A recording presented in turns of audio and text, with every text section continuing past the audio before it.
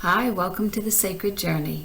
The Sacred Journey is the program that reminds you that life is a wonderful adventure and each and every experience we have is a unique and perfect opportunity for learning.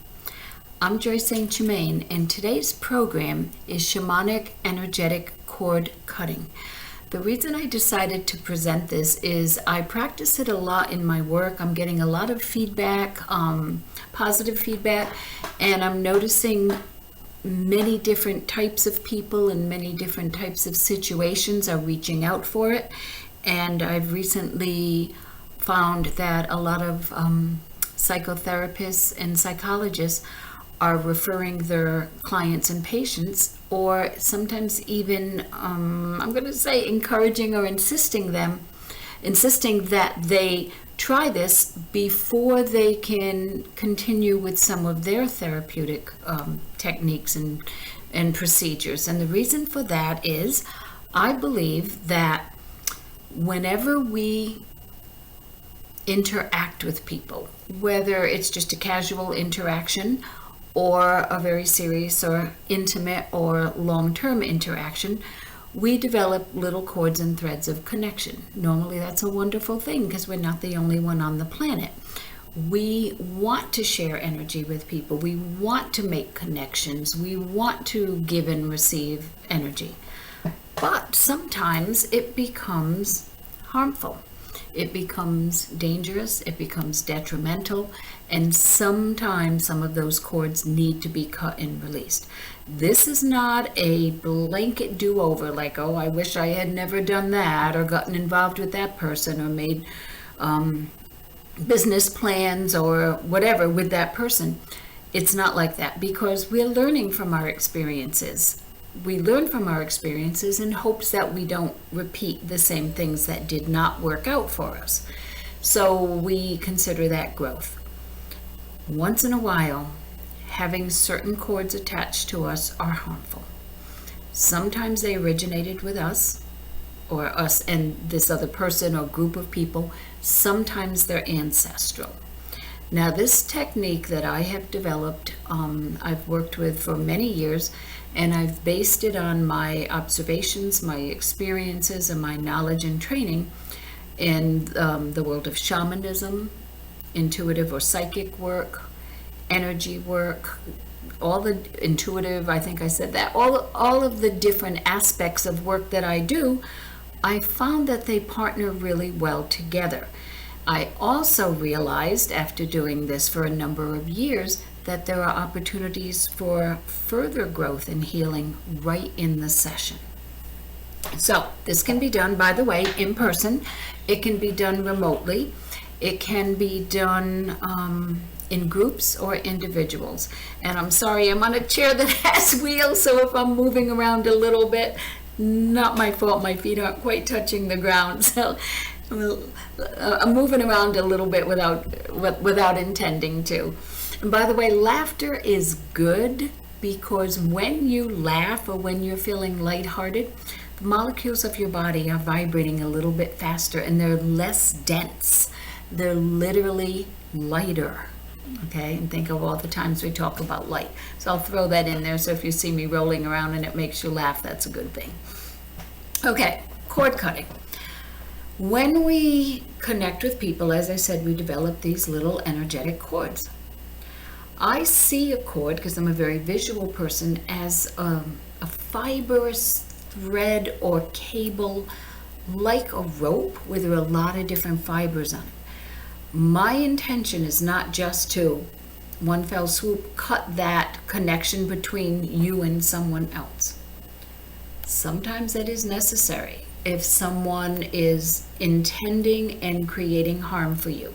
And I'm talking extreme situations that there's no other way except get that person's energy away from yours.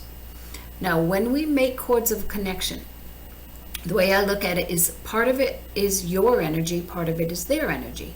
If they are overpowering with their energy, with their intentions, just overpowering, they may have actually reached your energy field, and you're either working so hard to keep their energy or their toxicity from affecting you, or you're exhausted from having to, once it's in you, trying to counteract the effects of it.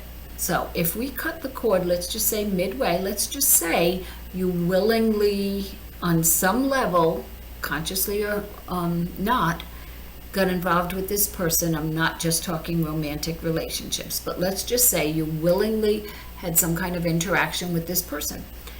Your part of your energy should be restored and returned to you. Their part should be restored and returned to them. We're not wishing harm on anyone. We're giving them their own energy back.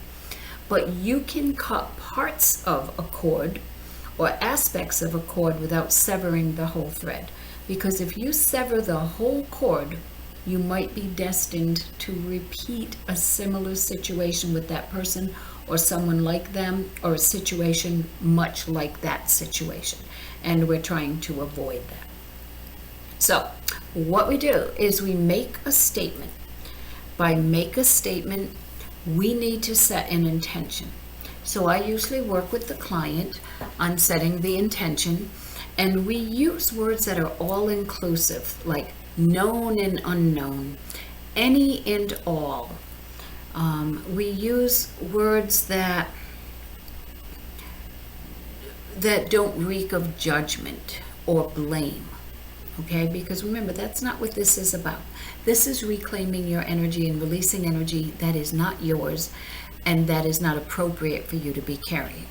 Before I go too much further, I want to repeat what I said, that sometimes you're carrying ancestral energy. So before I go any further, let's just focus on that. If your parent or grandparent, often it's the same gender, not always, okay? But if I'll give you an example. If your mother or your grandmother or your aunt or your uncle or your father or your grandfather never healed something, and it was a big something, they may have passed it on. Many generations could have kept passing it on. An example might be fear of failure, possessiveness, scarcity, a certain illness or injury, physical, emotional, or spiritual illness or imbalance. All it takes is one person in one generation with the insight and the courage to release that. Then it heals backwards and it heals forwards. What I mean by that is, let's say these people are in spirit. They've passed on. They won't have to reincarnate with that as an issue again, because the things we don't heal in one lifetime, think of the laws of karma, okay? What we don't heal in one lifetime, or what we create in one lifetime, we're still dealing with until we bring it back into energetic or karmic balance. People in the spirit planes won't have to reincarnate with that as an issue. The people here on the physical earth planes won't have to continue to grapple with it. People that have yet to be born won't have to incarnate with that as an issue. Children won't have to bear children who have this as an issue. So it's really quite remarkable how long-ranging this is, how long-reaching it is. So I work with a client to make a statement. Now, when I am working in partnership with a therapist, the therapist would guide that person or give them some insight about some of the goals. And with their permission, sometimes they share that with me. A statement might sound something like this, and this is just an example, and I'll try to include some case histories.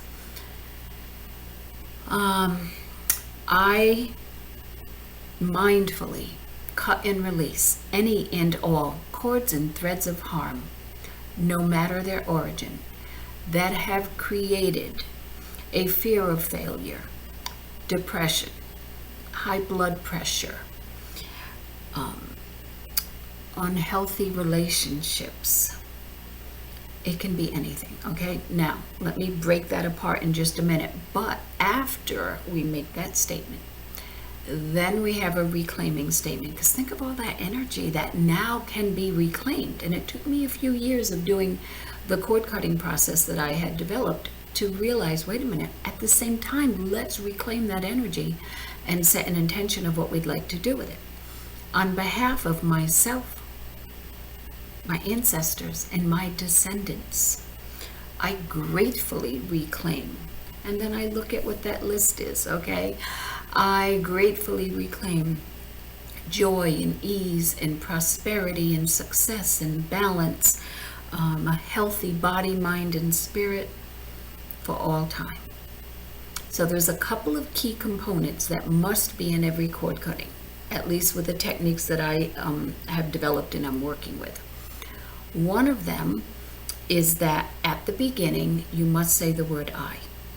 Now, if you're doing it for a child, or if you're doing it for a loved one, you may, or you're doing it for your entire family or clan, you could say, on behalf of myself, my ancestors, and my descendants. Now, sometimes I will work by proxy with someone who will ask me to do it on their own behalf, and they're not able, they could be hospitalized, whatever, they're not able to do this, and they want me to do it for them. So then I would say, on behalf of so-and-so.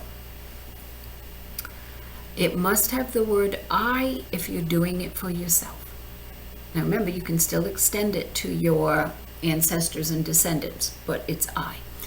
You may add an adverb. I mindfully, I deliberately, okay? You may add a word like that, not crucial. You may use the word cut, sever, or release. You may use a combination, but you have to have one of them that implies cutting a cord or severing it or releasing it. You can use any word you want, you can use a combination. But then you must use the word any and all. Any and all means the ones you're aware of, the ones you're not aware of, the ones that are obvious, the ones that are not, the ones that are affecting you physically, emotionally, spiritually, any and all. Okay, that takes a lot of pressure off, because you don't have to go, what if I didn't do this right? What if I forgot? What if I'm naming the wrong chords? By the way, we write this all down. The statement gets read by the person or their proxy 6 times, word for word. So it has to be written down so that you don't forget the words. Energetically, it has to have the same pattern and same cadence, because words are an energetic vibration. So it has to have the same thing, because we cut from 6 directions, which I'll get into in just a moment. So then, any and all, use the word cords or threads, or a combination, cords and threads, of harm. That's really important. Of harm. Okay? Things could be harming you without you knowing it, or you could perceive that something's harming you, but it isn't really. It's just part of your growth process. So, any and all cords or threads, or cords and threads of harm, comma, either from any time and place, from any origin, no matter their origin. What that does is that says it doesn't matter if they're from past lives, this life, originated with me, originated through my ancestry. It doesn't matter, okay? No matter the origin, from any time and place. I tell people, put a comma there. Now you may segue into the next part in any way you wish, which have caused depression, unhealthy relationships, addictive behavior, eating disorders. This doesn't take the place of psychotherapy or counseling. Okay, I want you to know that it's support. If it's just a general clearing, of course that's appropriate. If we're dealing with really, really serious emotional issues, it has to be done, at least I believe, ethically, has to be done with the consent and the support of a therapist. Most people, if you're not dealing with an extreme situation, completely healthy and advantageous to do this. Okay, so we've said that no matter the origin, from any time and place, we've segued into which have caused, or which are responsible for, or including those, and you get to then have, I call it wiggle room. You get to personalize it. Write all the things affecting you physically, emotionally, spiritually, financially, any way, shape, and form, if they're in your awareness and you'd like to be released from them. If they're caused by cords or threads of harm, they'll be released. If they're not, no fear, you'll still get to work with them in your own way, in your own time and place, if it is a part of your path. Okay, so you don't have to worry, what if I'm cutting too much? What if okay, cords and threads of harm. And then you've said what you want to release, which have caused, which are created, which have manifested as, you put it in your own words. And at the very end, you put a period. And then for your reclaiming statement, you could say, on behalf of myself, my ancestors, and my descendants, or you could just say, I now reclaim, I hereby reclaim, I emphatically reclaim, or you could just say, I reclaim. Totally up to you if you want to add some little embellishment there. Then I tell people, look back at what you've released. Is there a counterpart for that? If you released fear, what might you gain? Would it be courage? Would it be ease? It depends on what the fears, how they've manifested, what they're about. If it's an eating disorder, and that's usually serious enough, an eating disorder, that I would welcome the support of a therapist.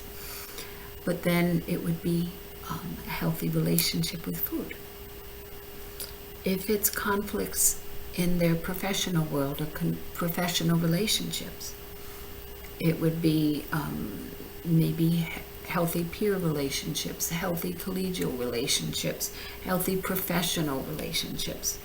If they seem to have conflict with everybody, healthy relationships, or the ability to attract, develop, and maintain healthy relationships. This is the personal part that you can write it any way you wish.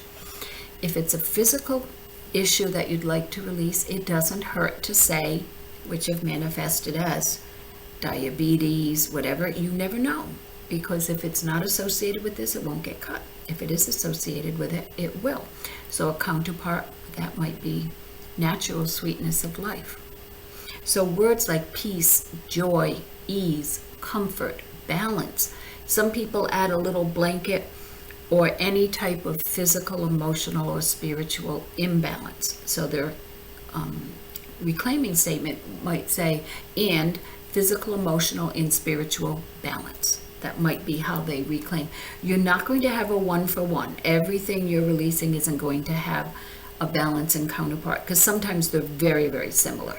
Or sometimes what you're reclaiming takes the place of three things that you're releasing if they're quite the same, like peace, joy, ease, comfort.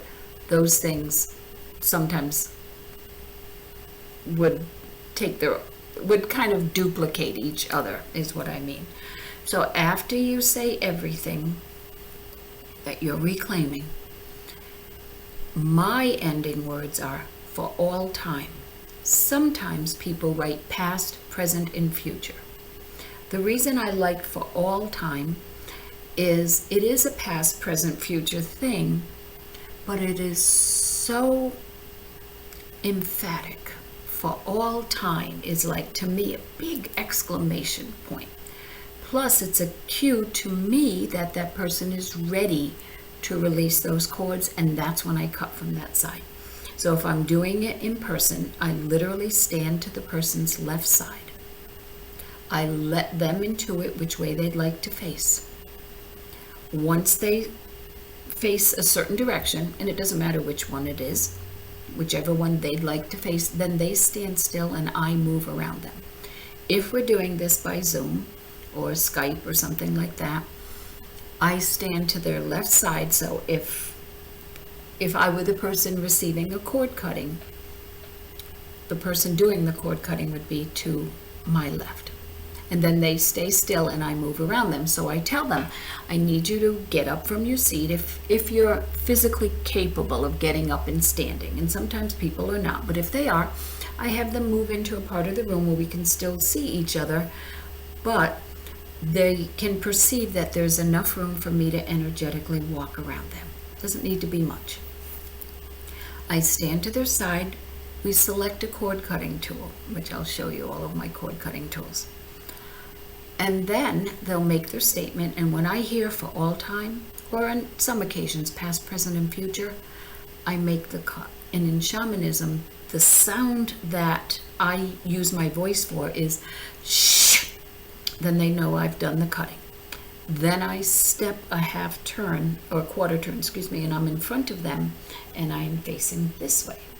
I've got my cord cutting tool, and I'll say again, they'll read it again, I'll cut again, and I'll move around all 4 parts of them, and then I will cut the cords from above. I'll say again and cut from above, and the very last one, I have them step over the cord cutting tool before, during, or after reading their statement, and then I cut the cords from underneath them.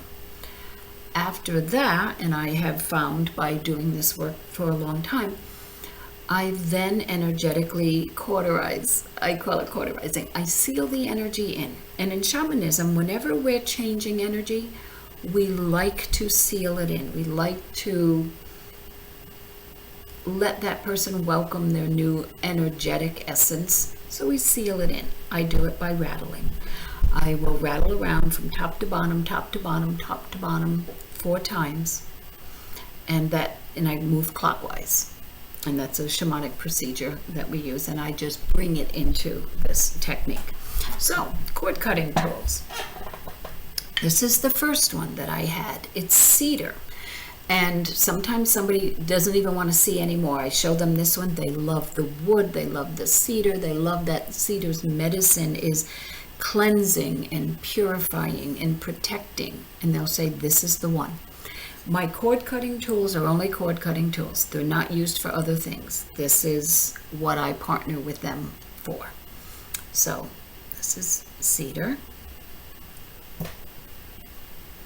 Rose quartz. It's a little pinker than it looks. Rose quartz is the medicine of unconditional love. Some people immediately love this. And by the way, I can do this for couples too. Sometimes when couples are about to get married or are newly engaged or in a relationship that they're making a commitment and they want to release anything that could be harmful to the relationship or that might keep them from having a relationship of joy and ease and love, I might use this to do a couple's cord cutting. So unconditional love. Black obsidian. It's protective, and you can see it's beautifully carved, Quetzalcoatl. It's for protection. I use it when there's particularly dark, powerful things that are being released, or if someone just says, I love that one and I want to use that one. If people don't have an idea, I might use a pendulum or just intuit. This is selenite. It's a beautiful, beautiful stone. It picks up subtle threads, thick cords. It helps to connect with higher realms, so you'll get support from the angelics or the holy ones.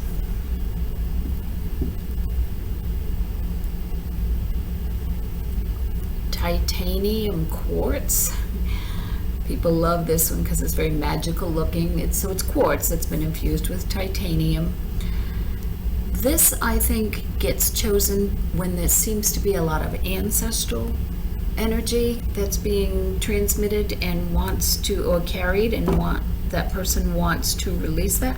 Or sometimes they're just so drawn by this, and this one seems limitless to them. This is a wood from Peru. I don't remember exactly what kind. It might be ironwood. It's incredibly hard. I use this with a lot of, as you can see, a female figure carved in it. So I use this with a lot of women who have given their power away or felt like it's been taken from them that want to reclaim it. And finally, a dear friend of mine created this. It's made out of yew. And he created it with such love and respect, and it balances weightlessly in my hand. And when he made it, he kept testing it to see how it would be. And I use this when cord cutting has, or when attached cords have affected a place or a location in addition to the person. It really unites the person and the place. My very last one is my travel one. This beautiful little agate that just happens to have a little thumb hole here and a little indentation, and this travels beautifully well, and I pair it with this little juniper rattle. So as you can see, they're perfectly suited, and along with their little pouch, and they travel beautifully. So I hope I've helped you learn something new about energetic quartz, and if I can help you in any way, please reach out to me. Thanks for joining us on the Sacred Journey. We'll catch you next time.